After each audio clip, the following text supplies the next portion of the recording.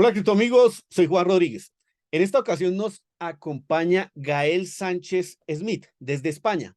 Gael, para los que no lo conocen, es economista, es profesor de Bitcoin y blockchain en algunas universidades de España y es el autor de un libro que muchos le hemos dado una ojeada, que no lo hemos leído. Bitcoin lo cambia todo. Entonces, primero que todo, Gael, darte la bienvenida. Muy buenas, Juan. Pues encantado de saludarte después de un año que nos vimos en El Salvador y un placer estar aquí. Gracias por la invitación. Bueno, ya sabes, tú eres un grande conocedor de Bitcoin y la materia, por ende, me gustaría por allí que nos dieses algunas respuestas importantes y quiero que de una vez vayamos allá. Por favor, compártenos para ti qué es Bitcoin. Pues mira, sí, para mí Bitcoin, que es una respuesta, es una pregunta muy interesante que realmente se puede responder de varias formas, ¿no? Y yo respondería a ella refiriéndome a lo que intenta solventar. O sea, Bitcoin se crea con un propósito, que es ofrecer una alternativa al sistema monetario actual. Y esto se ve, no es que lo diga yo, sino el propio creador seudónimo de Bitcoin, Satoshi Nakamoto, en 2008 y en 2009, en varios foros de criptografía, escribe sobre sus motivos. Y en esa época, pues el mundo estaba en una gran recesión, había muchas injusticias y sobre todo el sistema monetario se estaba poniendo al mando o estaba subordinándose a ciertos intereses particulares. En particular, pues los intereses del sector financiero. Los bancos estaban quebrando, recordemos Lehman Brothers, en Europa también tenemos bancos quebrando, ¿y qué hicieron los bancos centrales? Pues pusieron la máquina de crear dinero al mando de estas instituciones privadas y lo rescataron. Entonces, eso a Satoshi y a muchas otras personas no les gustó. De hecho, a muchos de nosotros nos indignó. Yo recuerdo muy bien que estaba en la universidad en esa época en Reino Unido y me parecía criminal lo que se estaba haciendo, ¿no? Veía como la gente perdía el trabajo, no podía pagar las facturas, muchísima gente se suicidaba en esa época por factores económicos en Europa y al lado veíamos cómo estas instituciones financieras se rescataban. Entonces, ¿qué es lo que hace Satoshi? Crea una alternativa monetaria que no pueda corromperse de la forma en la que se corrompe el dinero fiat, el sistema monetario vigente o convencional. En Europa, en Estados Unidos, veíamos cómo se rescataban bancos, pero en otros territorios, como ha ocurrido en Sudamérica, en Latinoamérica en general, vemos como muchas veces el sistema monetario se pone al mando del gobierno, que crea inflación, pues como hemos visto en Venezuela, en Argentina, en otros países, y se despreocupa de mantener una estabilidad económica. Entonces, para mí Bitcoin, respondiendo a tu pregunta inicial, es una innovación monetaria, no es un sistema de pagos, o sea, no es una alternativa a PayPal o a tu tarjeta de crédito Visa, no es una innovación de pagos, no es una innovación de tokenización de NFTs, no es una innovación de metaversos. Bitcoin es una innovación monetaria y pretende revolucionar el sistema monetario actual por estas injusticias y los problemas a los que ha aludido. Bueno, yo invito a la gente que acaba de escuchar esta definición a que ojalá se tome el tiempo y la repita porque me ha gustado bastante. Va muy en línea con lo que yo estimo de lo que es Bitcoin. Nos dabas unas pinceladas de lo que soluciona Bitcoin, pero vuelvo y enfoco allí la pregunta. Ahora ya no qué es Bitcoin, sino qué es lo que soluciona Bitcoin respecto al dinero. Muy bien, pues sí, esa es la siguiente pregunta, porque como hemos dicho, Bitcoin es un sistema monetario alternativo, pero ¿qué es lo que soluciona? Porque si el sistema monetario actual estuviera perfecto, si uno cree que el sistema monetario actual es perfecto, pues Bitcoin no tendría ningún sentido. Pero yo creo que pocas personas con la que está cayendo en el mundo y con la que viene cayendo desde hace décadas creen que el sistema monetario actual sea perfecto. Creo que hay que estar completamente ciego o tener otro tipo de motivaciones para no ver los problemas que ocasiona el sistema monetario actual, que yo creo que son dos grandes problemas. Por una parte, permite arbitrariedad absoluta a la hora de crear dinero, es decir, hay un grupo de personas, de burócratas, que están al mando del Banco Central, ya sea en España, ya sea en Estados Unidos o en Colombia o donde sea, y estas personas tienen total arbitrariedad, total poder para cuando quieran producir dinero. Este es el primer problema del sistema monetario actual. Y ya hemos hablado de él, ¿no? Esto produce injusticias, como vimos con los rescates banqueros, y en otras ocasiones produce, pues, el desmoronamiento de la economía, como vemos en muchas democracias populistas en Latinoamérica. El segundo problema, que yo creo que también es muy importante del sistema monetario actual, es que es censurable. Es decir, estos agentes que controlan el sistema monetario, aparte de crear todo el dinero que quieran, cuando quieran, que ya es un problema grande. Hay otro problema adicional, que es que pueden bloquear transacciones, pueden retroceder transacciones, tienen un poder para decidir qué tipo de transacciones va para adelante y cuáles no. Y esto lo hemos visto pues, con el sistema SWIFT, por ejemplo, como Estados Unidos ha excluido a Irán y a otros países de una red de pagos internacional y en otros muchos casos, ¿no? Entonces yo creo que esos son los dos grandes problemas del sistema monetario actual. Arbitrariedad a la hora de crear dinero de los bancos centrales y posibilidad de censurar a ciertas personas por el motivo que sea, por su religión, por su género, por su nacionalidad o por cualquier otro motivo. Y estos son injusticias que Bitcoin pretende solventar. Si quieres podemos entrar a eso, ¿no? A explicar cómo las solventa. Yo te diría, tal vez podemos explicarnos cómo la solventa, pero desde la perspectiva de por qué usar Bitcoin. O sea, ahora mismo yo creo que hay varios motivos para usarlo. Vamos a empezar por el segundo problema del dinero actual, que es la censura, ¿no? Si uno se encuentra en un país donde tiene dificultades para mover su capital, por ejemplo, porque hay controles de capitales o porque su divisa está hiperinflándose, porque el banco no le permite convertir su divisa a una divisa extranjera o el motivo que sea, ahí hay un problema, porque estás atrapado. Tienes tu dinero en un banco, en una moneda, que no puedes mover. Entonces, para esas personas, y esto quizá actualmente no lo encontremos en Europa o en Estados Unidos, pero yo creo que sí que se encuentra en muchos países africanos, se encuentra como decía antes, en Irán, países latinoamericanos también. Estas personas tienen una alternativa monetaria. Pueden adquirir bitcoins, ya sea vendiendo una propiedad, trabajando o como sea, y esos bitcoins los pueden mover con absoluta libertad. Son iguales en la red.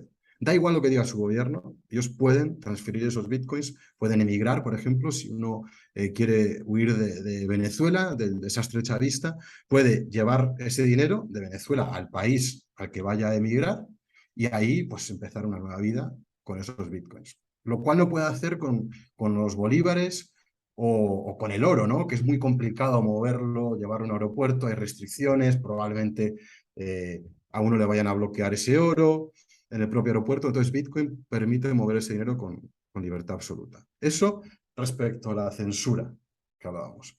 Pero luego yo creo que no es el único motivo por el que usar Bitcoin. O sea, Bitcoin puede usarse simplemente para protegerse de esa producción arbitraria del dinero fiat. Si uno vive en un país, por ejemplo, Reino Unido, no sé si lo has estado siguiendo, pero la libra inglesa o el peso inglés, como ahora lo llaman, se ha estado devaluando pues muchísimo, junto al euro también.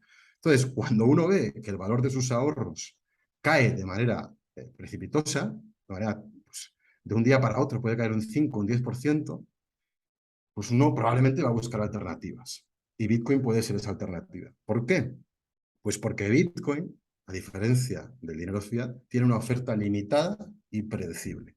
Ningún burócrata de ningún gobierno, ningún millonario, ninguna corporación, ningún líder populista puede crear nuevos bitcoins. Entonces, cuando uno transfiere su dinero fiat, lo convierte a bitcoins, tiene una unidad monetaria rígida que no puede ser devaluada. Entonces, yo creo que ese es otro motivo por el que mucha gente está usando Bitcoin o está empezando a adoptar Bitcoin. Yo creo que allí nos describes unas características importantes de Bitcoin. Nos hablaste que es inconfiscable dentro de lo que defines, que es incensurable y que resaltan mucho el tema de que tiene una política monetaria predefinida y, digámoslo, Uh justa. Una política, yo diría, monetaria con principios, que es lo que no tienen -huh. la mayoría de las monedas a nivel mundial. Ahora, precisamente allí definías el tema o nos hacías ver cómo Bitcoin es un dinero bastante portable, cómo Bitcoin pues nos ayuda con el tema de la soberanía cuando nuestros gobiernos pues tienden a censurar o a restringir nuestras libertades. Y ese debería ser el uso que busquemos en Bitcoin. Pero sabemos que actualmente pues tal vez no sea el uso mayoritario, tal vez es el uso, o desde mi perspectiva como lo veo, el uso más relevante, o no dijéramos más relevante, sino la forma en que se usa más Bitcoin hoy es como activo, y activo podemos decir de inversión. Entonces, Uh en -huh. este momento quisiera que me contases cómo es esto y quiénes lo están usando, como tú lo ves, como activo, como dinero soberano, como dinero libre, como dinero muy portable. ¿Cómo es esa balanza allí? Ujú. Sí, es buena pregunta. En general, en economía se dice que las funciones del dinero son el medio de cambio, la reserva de valor y la unidad de cuenta. Esto, si lo pensamos, es de sentido común, ¿no? Lo podemos entender, los precios se denominan en ese dinero, usamos ese dinero para intercambiar bienes y servicios y ese dinero preserva cierto valor. Entonces, Bitcoin representa una alternativa, pero es verdad que actualmente yo diría que es incorrecto referirse a Bitcoin como un dinero, al menos un dinero que cumpla esas tres funciones. Y me atrevería a decir, y esto es un poco polémico y no es quizá la opinión más común en el mundo Bitcoin, pero yo cuando la gente dice que Bitcoin es una reserva de valor, yo creo que no lo es. Un medio de cambio generalizado tampoco, porque en la mayoría de países uno no usa Bitcoin para comprar la cesta de la compra de la semana. Y una unidad de cuenta tampoco, porque uno va al supermercado y no ve los precios reflejados en Bitcoin. ¿Y por qué digo quizá el primero es el que pueda sorprender a la gente? ¿No? Porque muchas personas dicen, no, Bitcoin es una reserva de valor. Da igual que haya caído un 80% en un año, porque si uno mira a largo plazo se revalúa. Bueno, yo creo que esto no es correcto, porque una reserva de valor tampoco debería re- revalorizarse demasiado. O sea, Bitcoin, pensemos que en 5 años pues se ha multiplicado por 200, pues por unos 100 más o menos, ¿no? No sé si en 2016, 2015, 2016 estaba a $200, ahora está a unos 20.000, pues se ha multiplicado por 100. O sea, una reserva de valor eh, no debería de multiplicarse por 100. O sea, estamos frente a otro tipo de activo. Y yo lo llamaría un activo, como dices, de inversión o un activo especulativo. Olvidándonos de la connotación negativa del término especulación, ¿no? Porque la especulación es un término que evoca como mucho rechazo entre la población, es como se ve como algo malo, pero al final todos especulamos constantemente. O sea, cuando yo me compro una vivienda, cuando me compro un carro, estoy especulando, de alguna manera pienso que esa vivienda va a valer más, o pienso que lo que voy a pagar de alquiler, de arrendamiento, no me vale la pena y es mejor comprar.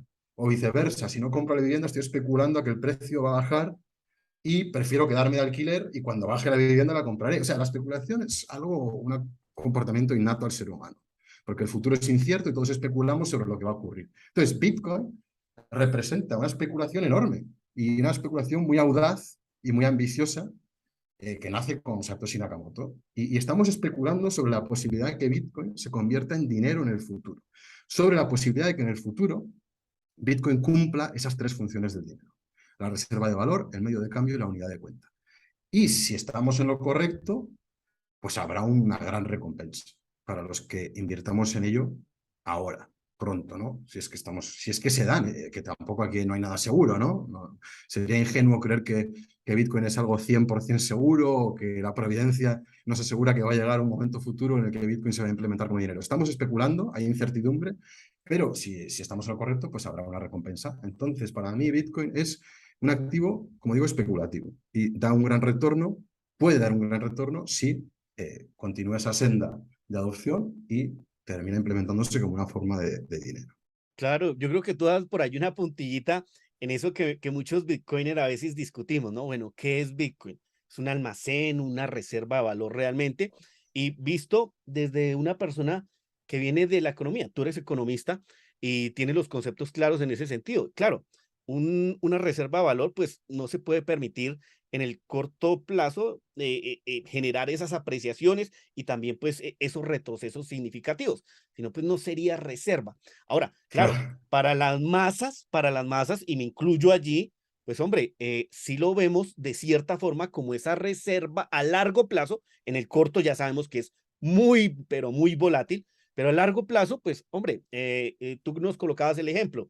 En 2016, 2017, Bitcoin $600, hoy $20.000. Pues vemos que en el largo plazo como que la cosa funciona, pero es que una reserva de valor no tiene esa volatilidad. Entonces, claro, si claro. nos vamos a los tecnicismos, pues entonces ya empezamos a ver, nos lo defines como activo especulativo, está perfecto. Si vamos a las otras funciones del dinero, como la unidad de cuenta, pues claro, vemos que ahorita en muy pocos lugares nos van a tasar los precios en Satoshis, en Bitcoin, no, es difícil que lo encontremos. Lo encontramos en negocios de gente que está en la comunidad. Y el tema de intercambio de moneda o de unidad de esto de medio de cambio, pues también está difícil. Creo que es algo que con el tiempo se va aceptando, lo van utilizando, pero todavía nos resta mucho.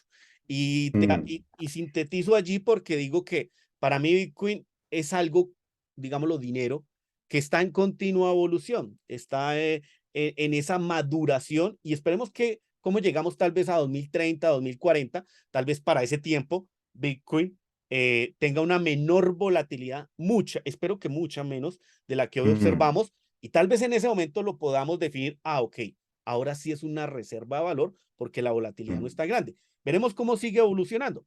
Ya el tiempo nos lo irá. Ahora, teniendo en cuenta que tú publicas por allí unos análisis en tu canal de YouTube, que te pido el favor que ahorita de inicio no lo compartas, cómo te pueden conseguir la gente, por allí nos lanzas unos análisis de precio. Quisiera que te mojaras y nos contases cuál es tu perspectiva del precio de Bitcoin, primero a largo plazo. Es buena pregunta porque yo creo que enlaza muy bien con la anterior, ¿no? Que como dices, Bitcoin es súper volátil y no está actuando como esa reserva de valor. Pero en el largo plazo, cuando esperemos que llegue a un punto en el que la volatilidad se contraiga, como indicabas, Bitcoin sí que actuaría como reserva de valor. O sea, curiosamente, en ese momento, esto es un poco paradójico quizá para algunas personas, pero dejaría de ser una inversión tan atractiva. O sea, cuando Bitcoin sea una reserva de valor, esto es interesante pensarlo, pues ya no tendrá tanto sentido como inversión. O sea, está bien, uno deja su ahorro ahí, pero probablemente haya inversiones mejores, ¿no? Y probablemente uno, cuando Bitcoin sea reserva de valor, si es que llega ese momento, pues mejor agarrar esos bitcoins y armar una empresa o comprar, no sé, un terreno cultivable, algo que genere dividendos, que genere riqueza real, ¿no? Que no sea riqueza financiera o especulativa. Entonces, eso lo primero, ¿no? Pensar que la oportunidad está ahora, pero que cuando sea reserva de valor, pues la oportunidad de enriquecerse no va a estar, si es que llega ese momento. Entonces, pensando en ese largo plazo y ese momento futuro, yo he escrito sobre esto. Eh, y creo que en el canal de YouTube, que sí, como lo podéis encontrar bajo mi nombre, Gael Sánchez Smith, también he hablado un poco sobre esto. Yo me he intentado fijar en cómo ha evolucionado el oro históricamente, pensando en que el oro puede ser un proxy para Bitcoin. Porque al final el oro tiene muchas cosas en común, ¿no? De hecho, estos dos atributos que hablábamos al principio de Bitcoin, que no es confiscable y que tiene una oferta limitada o predecible hasta cierto punto, el oro también las comparte o las compartía, ¿no? Esos dos atributos los comparte el oro. Entonces yo digo, bueno, pues como Bitcoin es parecido al oro, quizá pueda tener una valoración similar. Entonces, históricamente, eh, lo que he encontrado es que el oro tiene aproximadamente un valor del 5% de la riqueza de todo el mundo, que hay en todo el mundo. Si sumamos, esto es fácil de imaginar, ¿no? Si sumamos todos los bienes del mundo, las acciones, los bienes raíces, terrenos cultivables, bonos, moneda fiat, divisas, todo este tipo de activos, toda la riqueza del mundo tiene un valor aproximado, según Credit Suisse, de unos 500 trillones, más o menos, 500 trillones de dólares americanos. Entonces, el oro históricamente ha tenido un valor relativo a esa torta, que es toda la riqueza del mundo, del 5%, 5-2% aproximadamente.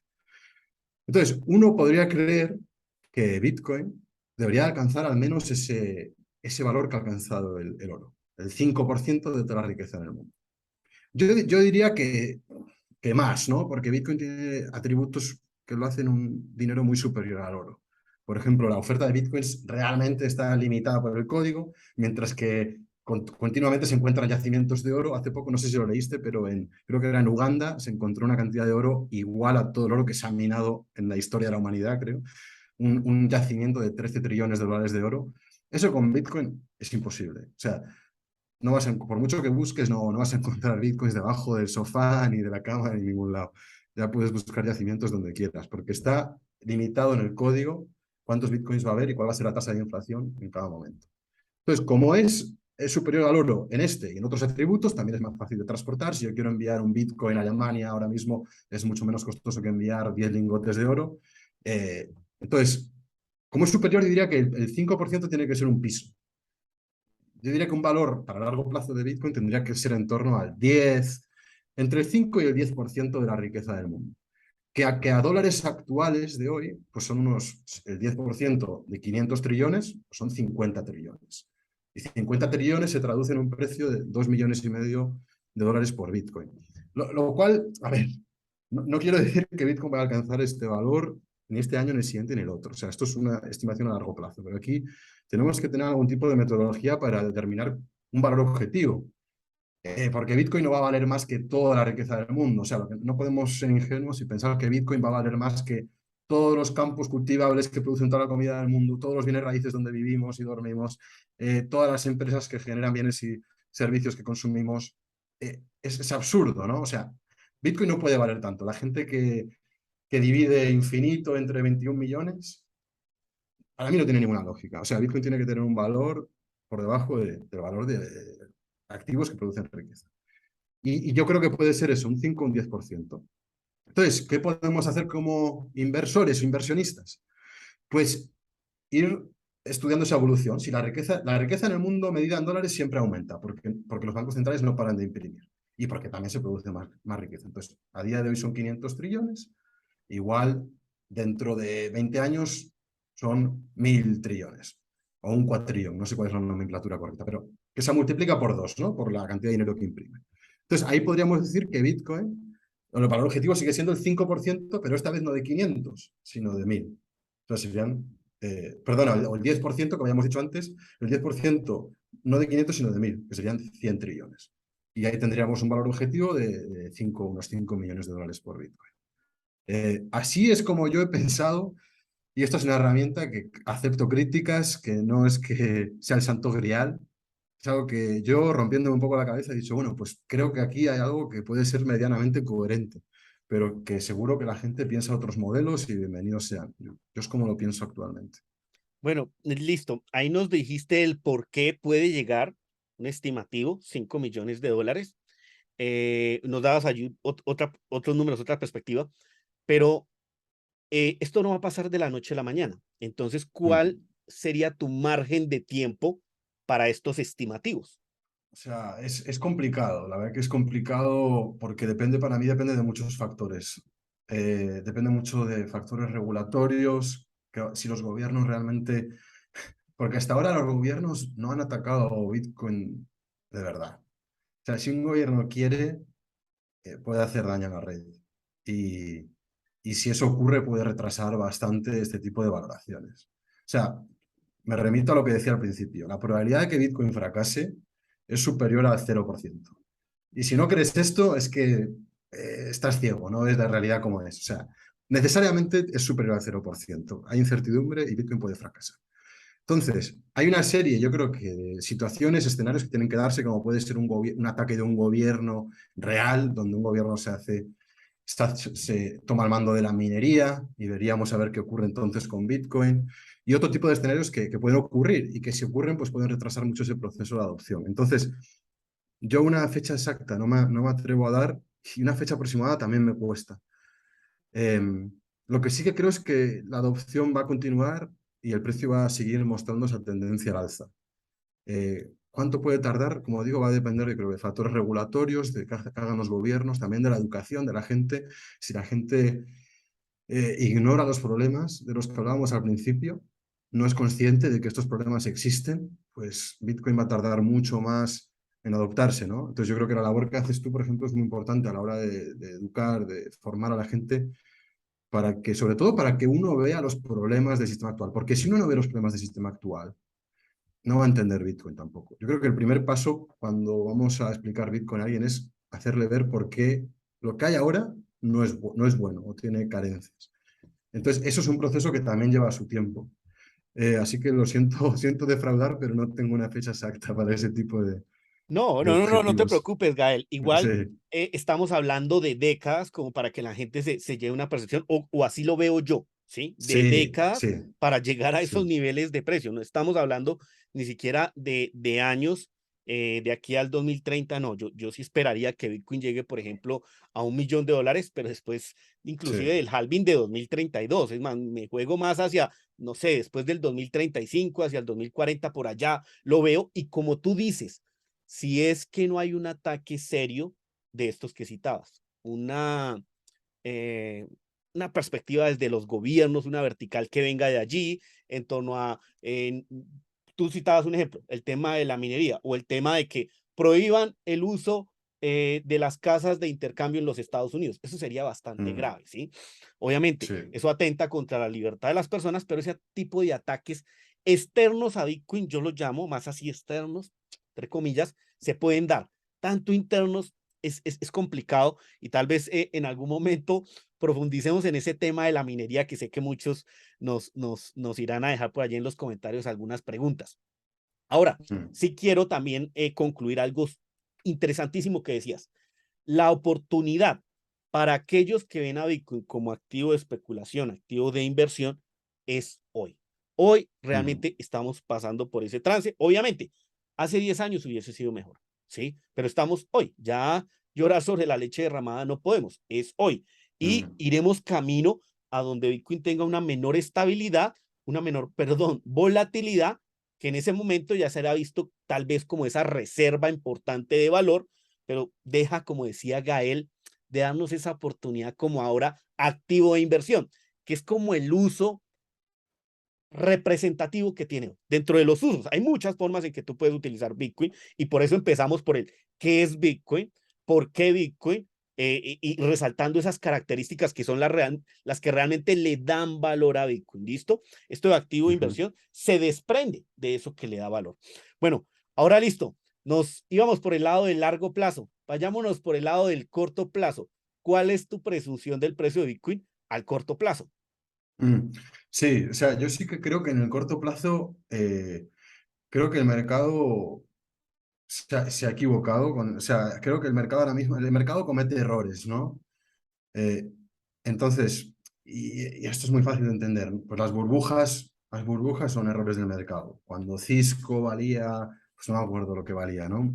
Yo no estaba operando en ese momento, pero la burbuja.com, la burbuja inmobiliaria, una burbuja es un error del mercado. Es que, y tanto cuando los errores pueden ser tanto al alza, cuando un activo se revaloriza demasiado, como a la baja. Y yo sinceramente creo que aquí el mercado con Bitcoin se está equivocando y voy a explicarme por qué creo que es así.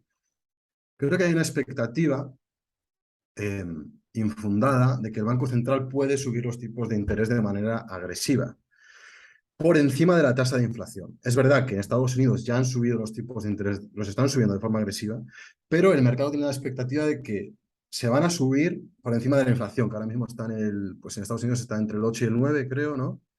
No sé si tú tienes el dato, pero creo recordar que entre el 8 y el 10, depende, va fluctuando.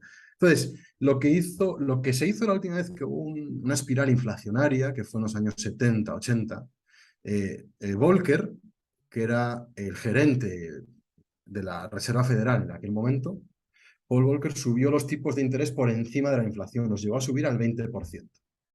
Y así la consiguió contener. Entonces, ahora el mercado tiene una memoria pues, muy reciente, yo creo que tiene pánico. Tiene pánico a que Powell haga lo mismo que hizo Volcker, es decir, que siga subiendo tipos a lo loco, que los ponga por encima de la inflación, es decir, por encima del 10, y que eso drene muchísima liquidez del sistema y que hunda activos de inversión más especulativos como Bitcoin, acciones tecnológicas, etc. Entonces, ¿por qué creo que esto no es posible y el mercado se está equivocando con este análisis? Porque en los años 70, 80, la deuda estaba en niveles bajísimos. O sea, la deuda pública estaba en el 40%, la deuda corporativa privada creo que estaba también en el 30, 40, 50 por ahí. Ahora mismo la deuda pública está por encima del 100 y la privada muy por encima del 100. O sea, tenemos los niveles de deuda, hablo de Estados Unidos, pero esto es extrapolable a otras grandes economías, por encima de cualquier nivel desde principios del siglo XX, o sea, desde antes de la Gran Depresión, si uno mira las gráficas. Nunca tenemos tenido tanta deuda. Entonces, Volcker pudo subir los tipos porque la deuda estaba baja. Pero ¿cómo vas a subir los tipos teniendo estos niveles de deuda? Es que no puedes, porque ¿qué ocurre? Las familias no pueden pagar los créditos personales ni los créditos hipotecarios, las empresas tampoco pueden pagar los préstamos, eh, los bancos tienen un problema, porque si la gente no paga las deudas, pues el banco se descapitaliza y hay una crisis financiera. Y la última vez que hubo una crisis financiera fue en 2008-2009.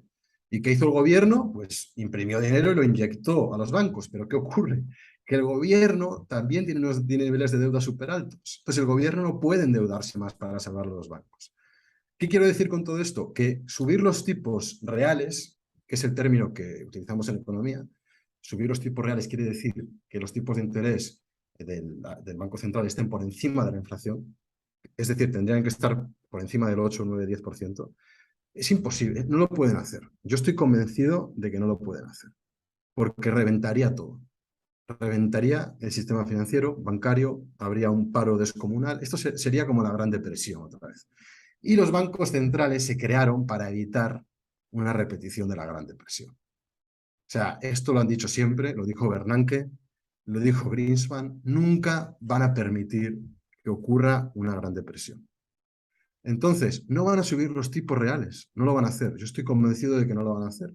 De hecho, creo que están cerca de los máximos de esta subida. Y cuando el mercado se dé cuenta de esto, de que había hecho un pronóstico, porque la mayoría de participantes había hecho este pronóstico, que iba a haber una subida drástica de los tipos reales, una subida de los tipos reales, cuando ven que esto no puede ser, entonces ese error del mercado se va a corregir y yo creo que Bitcoin va a explotar al alza. Y curiosamente, hoy, he mandado un tuit hace una hora, el Banco de Inglaterra ya ha empezado a hacer esto. O sea, el Banco de Inglaterra estaba subiendo los tipos. ¿Y qué ha pasado? Que ha colapsado tanto la libra como los bonos del gobierno inglés. ¿Qué pasa? Que los bonos del gobierno británico están en los fondos de pensiones. Si el precio de los bonos colapsa, la gente no tiene pensión. Entonces, ¿qué ha dicho el Banco de Inglaterra? Vamos a imprimir dinero, vamos a volver a hacer quantitative easing para comprar bonos del Tesoro británicos. Y esto, que es una capitulación, es un giro de 180 grados, es una incoherencia, porque subir tipos y comprar al mismo tiempo imprimir dinero para comprar deuda no tiene sentido, es una manipulación del mercado. Pero esto yo creo que lo van a hacer todos los bancos centrales del mundo, el japonés, el americano y el europeo junto al británico. Y cuando eso ocurra, la gente va a decir, oye, es que no van a controlar la inflación, que no tengo dónde refugiarme, que las acciones están carísimas, que tengo dinero en el banco que no para de devaluarse y esta gente no lo va a proteger, no va a mantener su valor. Entonces, yo creo que ahí va a haber una estampida hacia Bitcoin. Y no creo que vaya a ocurrir mucho hasta que se dé este giro. Ok, ese giro entonces tú lo colocas en el tema de la expansión cuantitativa, ¿no? Que los bancos centrales vuelvan a colocar o a imprimir dinero, como tácitamente lo decimos. Ahora, yo creería, si eso no se da, si ese escenario no se da, Bitcoin en algún momento va a desmarcarse. De aquí a que nos acerquemos al halving, es también mi perspectiva. La tuya la comparto en mucho, pero si no se da ese escenario, porque ahí hay gente que está muy pesimista en este momento, no, que se viene la recesión, que van a seguir subiendo los tipos de interés, que esto se va a la acabose. Bueno, inclusive en ese escenario, estimo que Bitcoin pueda desmarcarse de los mercados en algún momento a la medida que nos acerquemos al halving. Esa es como mi perspectiva en el corto plazo. Ahora, para ir cerrando un poquito lo que ya nos has dejado, me gustaría que nos contases, vámonos otra vez como al lado técnico, una pregunta que hace mucha gente. ¿Qué es lo que respalda Bitcoin? Porque la gente dice, no, espérate, es que mi dinero lo respalda el oro. Mi moneda local está respaldada en el oro. Y hay muchos que no saben que eso ya es historia. Eso dejó de ser así desde Nixon en el 71, si no lo recuerdo mal. Ahora, ¿qué es lo que respalda a Bitcoin? Pues sí, es una pregunta importante. Y a mí me gusta explorar la respuesta basándonos en lo que hemos explicado hasta ahora. Pues hemos dicho que Bitcoin, la propuesta de valor de Bitcoin se fundamenta sobre dos atributos. Uno, que nadie puede cambiar la oferta, y dos, que nadie puede censurar o confiscar, como has dicho tú muy bien. Estas son las dos patas de Bitcoin. Entonces, tenemos que preguntarnos cómo Bitcoin consigue esto. Eso cualquier persona poco crítica que se cuestione las cosas dirá, vale, Gael, me estás diciendo esto, pero que tengo que creerte. No, explícame, ¿por qué? ¿Por qué esto es así? ¿Cómo lo hace el sistema? Y Bitcoin lo consigue a través de dos grandes elementos en su ingeniería. Entonces, la oferta predefinida se consigue mediante una red de nodos que corren una versión, si queremos, del software, corren el software. Entonces, como hay miles de nodos por todo el mundo corriendo el software, ninguno de ellos puede modificar las normas, porque si lo intenta modificar, se le expulsa de la red. Es una red de iguales, tanto tú con tu computadora como yo con la mía, como cualquier otra persona que ejecute en su hogar o donde sea el código de Bitcoin, tiene las mismas normas. Entonces nadie se las puede... Si alguien las modifica, se le expulsa. Así es como se consigue que si imagínate que tú en tu casa dices, bueno, voy a meterme a mi nodo y voy a actualizar la política de Bitcoin para que me lleguen a mí pues 1000 Bitcoins al mes. Se te va a expulsar de la red ipso facto, evidentemente. No vas a sincronizarte con el resto de participantes y no vas a conseguir nada. Entonces, Bitcoin en este sistema, en este sentido es un sistema distribuido. Está instalado en una pluralidad de ordenadores por todo el mundo. Por eso es muy importante que correr un nodo sea accesible para todo el mundo. Y esto es algo que otras blockchains, sin dar nombres, pues lo pasan bastante por alto, lo obvian. Y como correr un nodo en otras blockchains es muy costoso, solo lo pueden hacer unos pocos y estos pocos tienen ese poder para, pues muchas veces para dictar las normas. Entonces, eso en cuanto a la política monetaria. Y en cuanto a la resistencia a la censura o a la imposibilidad de que alguien te quite tus bitcoins, o un gobierno o otro tipo de institución, pues lo que Bitcoin se basa en un sistema que se llama la minería de la prueba de trabajo, Proof of Work Mining. Entonces, la minería de la prueba de trabajo es el mecanismo que asegura que las transacciones de Bitcoin se incluyen en el registro contable, en la blockchain, si queremos, de forma fidedigna, honesta, que no se expulsa a nadie por su religión, por su color de piel o por lo que sea. La minería de Bitcoin es fundamental para que la red no pueda censurarse. Entonces, ¿cómo se consigue esto? Pues para los que no conozcan lo que es la minería es un proceso algunas personas lo llaman reto matemático, otros lo consideran una rifa o una porra. Básicamente es un concurso donde tú con tu potencia computacional compras billetes para para participar en una lotería. Y si ganas la lotería, tienes el derecho a escribir transacciones en la blockchain de Bitcoin. Entonces, ¿cuál es la gracia de esto? Que el proceso tiene un coste en términos de potencia computacional y energía. O sea, si tú quieres participar en esta lotería, tienes que poner tu computadora a trabajar. Y tiene un beneficio. Entonces, están estos dos elementos. ¿Qué ocurre? Que el beneficio, que se compone de comisiones de transacción y un block reward de nuevos bitcoins que se crea con cada bloque, tú solo obtienes ese beneficio o esa recompensa si actúas de forma honesta. De nuevo, si intentas bloquear a alguien, si intentas darte a ti mismo más bitcoins, se te va a rechazar y vas a perder todo ese trabajo. Ese trabajo que has puesto en términos de electricidad y potencia computacional. Entonces, solo si actúas de forma honesta, la red te recompensa con nuevos bitcoins. Y así es como se consigue disuadir que alguien llegue y que ponga sus computadoras a bloquear transacciones, a excluir a gente, pues porque va a estar desperdiciando energía y potencia computacional.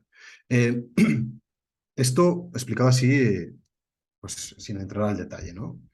Pero yo creo que es muy importante que se entienda que, volviendo a tu pregunta, que la seguridad de Bitcoin realmente depende de estos dos elementos de ingeniería del diseño. Ahora bien, quizás esto se nos salga un poco del alcance de esta discusión, pero también hay que entender que volviendo a la minería, el sistema solo es seguro, solo se ha abierto si ningún agente controla más de la mitad de la potencia de minería. O sea, si un agente controla más de la mitad de toda la potencia de minería, puede bloquear ciertas transacciones, ciertas direcciones de manera arbitraria. Entonces, por eso es muy importante que la minería de Bitcoin, al igual que esos nodos, tienen que estar descentralizados para que nadie pueda unilateralmente cambiar las normas. La minería de Bitcoin también tiene que estar descentralizada para que no haya una entidad que pueda excluir a ciertas personas de transaccionar. Entonces, esos son los dos pilares de la seguridad de Bitcoin. Nodos y mineros. Sí. Bien, no vamos a profundizar en ese tema porque creo que es tela para otro video. Allí se eleva un poquito el nivel de conocimiento de las personas y creo que te pediré el favor de que nos acompañes en este momento. Voy a cerrar esta entrevista acá, dejando un video no tan largo, pero quiero que por favor nos des un adelanto en torno a tu libro, porque quiero también tocarlo en otro video. Sabemos que eres el escritor del libro Bitcoin lo cambia todo, y un resumencito pequeño antes de que lo abordemos en un próximo video, y tal vez la gente que quede interesada, bueno, ¿dónde puede adquirir ese libro? Ujú. Pues el libro lo publiqué el año pasado, hace unos 10 meses aproximadamente, y versa sobre todo sobre las implicaciones sociales y económicas, es decir, sobre cómo Bitcoin, cambiando de sistema monetario, podemos tener un mundo mejor, más eficiente, más justo, con más riqueza. Eh, no es tanto un libro de inversión, o sea, ahí no hablo de cómo invertir, de cómo hacer pronósticos sobre el precio de Bitcoin, sino más sobre, desde un enfoque filosófico, que a mí también, pues, la filosofía es algo que me gusta mucho, político, filosófico, económico también, un poco reflexionar sobre los problemas del sistema monetario actual, porque en esta entrevista pues los hemos tocado de manera superficial, ¿no? Pero en el libro profundizo mucho más sobre los prejuicios que introduce este sistema, tanto en materia económica, la desigualdad, el poder que confiere al gobierno, porque el gobierno puede imprimir dinero. Entonces entro a explorar esos problemas del sistema actual y cómo Bitcoin, con esos atributos de la resistencia a la censura y la oferta predefinida, podría solventar algunos de esos problemas del sistema actual. Es un libro que yo creo que es bueno tanto para personas que no conozcan Bitcoin como para gente que igual ha llegado a Bitcoin como una herramienta de inversión y no se ha parado a reflexionar sobre el potencial transformador de la sociedad. Entonces es un libro eso, económico, político, filosófico. eh, Tampoco es la Biblia, o sea, en el libro no vengo a decir que Bitcoin lo vaya a solventar todo, digo que Bitcoin lo cambia todo, y quizás un título un tanto hiperbólico, pero creo que cambia tantas cosas, y es verdad que obviamente no es que piense que solventa todo ni que es la panacea, pero sí que creo que nos puede ayudar a tener una sociedad mejor y un mundo más justo, y en el libro pues entro a detallar por qué creo que es así. Igual la mejor forma de que la gente lo encuentre es... Está disponible en librerías tradicionales en España, en otro tipo de establecimientos online, los típicos como Amazon, etcétera, y también se puede comprar internacionalmente, pues tanto en Colombia como en otros países de Latinoamérica. Entonces lo que he hecho es en mi perfil de Twitter, que mi Twitter es Gael Sánchez Smith, en mi bio hay un link que te permite comprar el libro dependiendo de dónde estés, ¿no? Tanto para compradores internacionales como dentro de Europa. Así que yo creo que esa es la mejor forma de adquirirlo.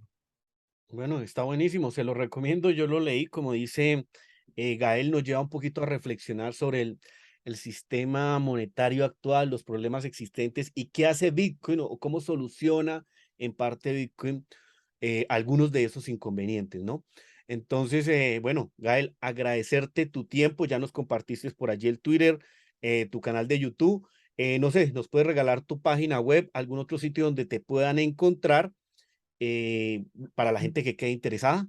No, yo creo que sí. Lo mejor es mi Twitter, que es Gael Sánchez Smith, mi YouTube también, Gael Sánchez Smith, y en mi web también a veces tengo algo de información, que es gaelsanchezsmith.com. Entonces, fácil de recordar. Y yo en Twitter soy bastante activo, encantado siempre de compartir ideas, de debatir. eh, Así que, pues un gusto, Juan. La verdad que ha sido un placer. No, el gusto es mío, Gael, en tenerte por aquí, que nos los ilustres en esos aspectos. Ahora, decirte, quedamos pendientes con una segunda parte para profundizar más en algo que ahorita causa discusiones en el ecosistema, en torno a eso que decías de la minería, pero lo exploraremos en otro lado. En este momento, pues de verdad, darte las gracias a la gente que nos vio también y los esperamos en una próxima.